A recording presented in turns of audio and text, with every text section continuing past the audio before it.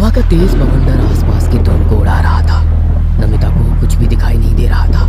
वो हाथों के इशारों से अपनी फ्रेंड जानवी को बुलाने लगी, मगर वो भी अपनी जगह पर स्तब्ध खड़ी थी। उसे कुछ भी समझ में नहीं आ रहा था कि वो क्या करे।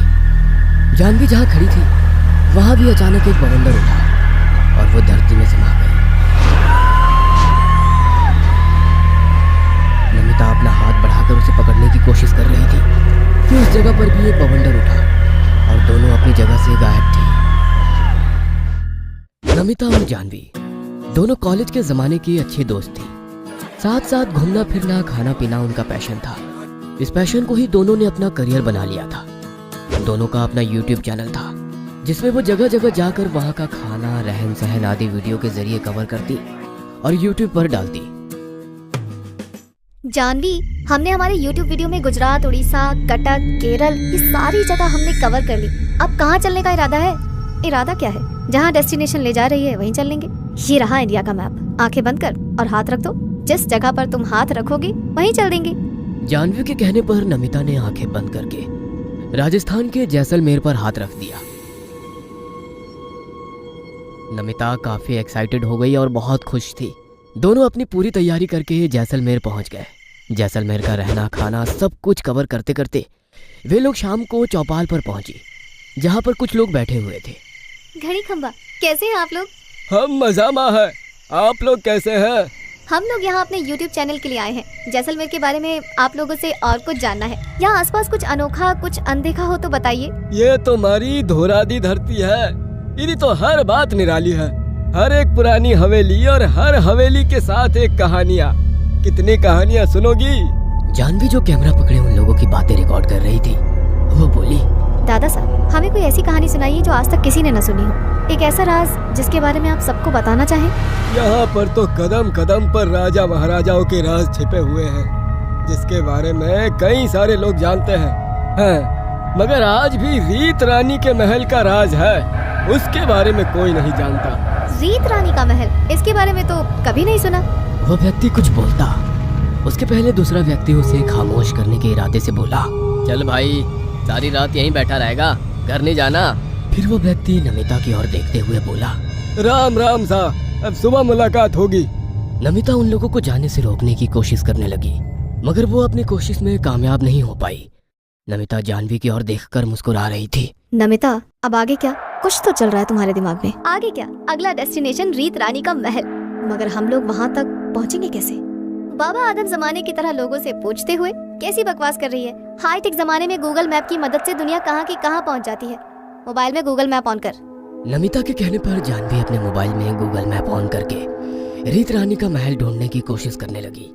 लोकेशन के हिसाब से वो महल करीब 4 किलोमीटर दूर था। अरे, ये तो यहाँ से 4 किलोमीटर दूर है। आसपास कोई टैक्सी भी नहीं दिख रही। ओला बुक करने में टाइम लगेगा। ऐसा करते हैं, कल सुबह चलते हैं। वैसे भी दिन भर की थकान हो गई है। देख, बेकार की बातें मत कर। और यदि तू मेरे साथ नहीं आना चाहती है तो होटल चली जा। मैं तो हर हाल में उस महल तक जाकर रहूंगी।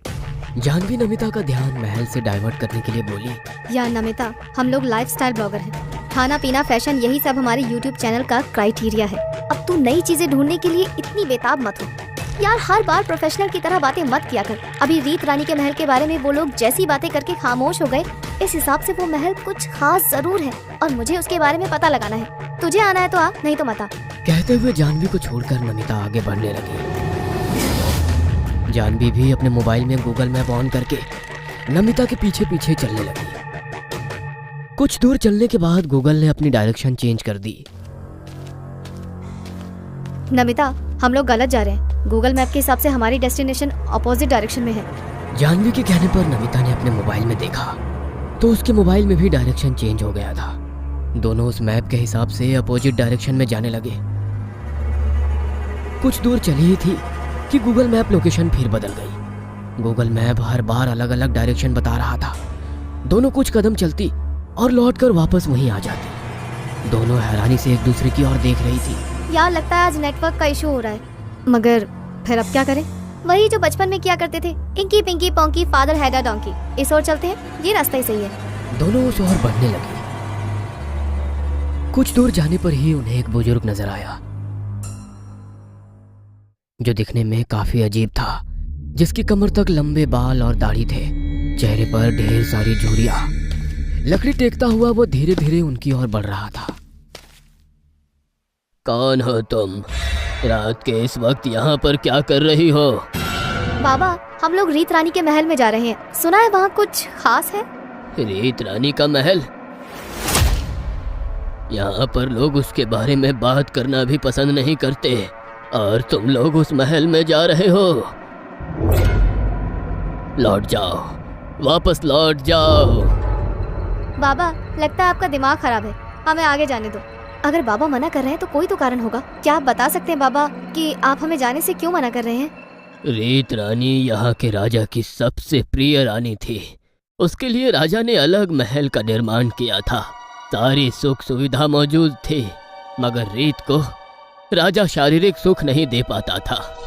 उसी की तलाश में रीत राजा के सेनापति की ओर आकर्षित हो गई। एक दिन रीत और सेनापति दोनों महल में एक साथ मौजूद थे। तभी वहां राजा आ गया। दोनों को प्रणय की अवस्था में देख राजा क्रोधित हो उठा और गुस्से में उसने इस महल को आग लगा दी। रानी के वियोग में राजा भी ज्यादा दिन जिंदा ना रह पाया। मरते मरते उसने इस महल को श्राप दिया कि जो कोई भी इस महल में जाएगा जिंदा वापस नहीं आएगा।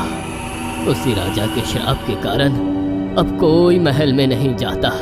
कहते हैं हर रात वो महल जिंदा हो जाता है और उस रात की कहानी दोहराता है। क्या बकवास है ये सब कुछ? राजा ने श्राप दिया था तो अब तो राजा ही जिंदा नहीं है, तो कैसा श्राप? मैं नहीं मानती ये सारी बातें। कहते हुए नमिता जानवी आगे बढ़ने लगी। जानवी ने पीछे मुड़कर देखा तो वो बुजुर्ग वहां नहीं था। महल में पहुंचकर दोनों घूमते हुए देख रही थी। समय के साथ महल खंडहर बन चुका था। महल जला देने के कारण जगह जगह कालिख लगी हुई थी। दोनों महल के चौक में पहुंचे तो किसी के जोर से हंसने की आवाज आ रही थी। तभी घुंघरू बजने लगी, मानो कोई नाच रहा हो। सारी बातों को इग्नोर कर नमिता ने जानवी को कैमरा पकड़ने के लिए कहा। जैसे ही जानवी ने कैमरा ऑन किया, नमिता बोली, हेलो गाइस, आज तक आप लोगों को हम फूड और ड्रेसेस के बारे में ही बताते थे, मगर आज हम एक खास जगह है। इसे जैसलमेर में रीत रानी का महल कहते हैं। ये महल हॉन्टेड है। आज रात हम यहाँ रुककर रिकॉर्डिंग करेंगे। शायद आप लोगों के लिए कुछ खास रिकॉर्ड कर पाए। आगे जानने के लिए हमारे साथ बने रहिए। जानवी ने जैसे ही कैमरा बंद किया, महल का नजारा बदल गया। एक छोटा सा तूफान आया और दोनों मानो पुराने जमाने में पहुंच गए। दासियां घूम रही थी, रानी को कुछ लोग सजा रहे थे। तभी एक दासी ने जाकर रानी को सूचना दी, सेनापति जी आपसे मिलना चाहते हैं, उन्हें हमारे महल में ले आओ।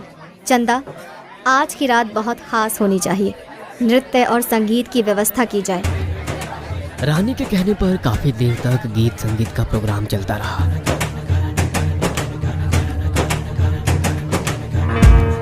फिर जैसे ही सेनापति रानी के साथ उसके कमरे में पहुंचा, थोड़ी देर में राजा आ चुका था। नमिता राजा को देखकर हैरान थी, क्योंकि ये वही बुजुर्ग था जो थोड़ी देर पहले उन्हें महल के बाहर मिला था। उन दोनों को साथ में देख क्रोधवश राजा ने महल को आग लगा दी। पूरा महल चीखों से गूंज उठा। जलते हुए लोग दूर भाग रहे थे। 2-3 लोग तो उनके करीब से भी गुजर गए। पूरा महल जल चुका था। फिर एक हवा का बवंडर आया और दोनों वर्तमान में लौट आई। जानवी, तूने देखा क्या था वो सब कुछ? सपना या हकीकत? कुछ समझ ही नहीं आ रहा। नमिता की बात का जानवी ने कोई जवाब नहीं दिया। वो तो अभी भी ये सब कुछ सोचकर शॉक्ड थी। तभी तेज हवाएं चलने लगी। आसपास के पत्ते उड़ रहे थे। दूर जंगल में जानवर के रोने की आवाज आने लगी। हवा का तेज बवंडर आसपास की धूल को उड़ा रहा था। नमिता को कुछ भी दिखाई नहीं दे रहा था। वह हाथों के इशारों से अपनी फ्रेंड जानवी को बुलाने लगी, मगर वो भी अपनी जगह पर स्तब्ध खड़ी थी। उसे कुछ भी समझ में नहीं आ रहा था कि वो क्या करे। जानवी जहाँ खड़ी थी वहाँ भी अचानक एक बवंडर उठा और वो धरती में समा गई। नमिता अपना हाथ बढ़ाकर उसे पकड़ने की कोशिश कर रही थी कि उस जगह पर भी एक बवंडर उठा और दोनों अपनी जगह से गायब थी। दूर खड़ा बुजुर्ग मुस्कुरा रहा था। आजकल के लोग हमारी बात मानते कहाँ हैं? हो सकता है कल को कोई और इस महल के बारे में जानने आए।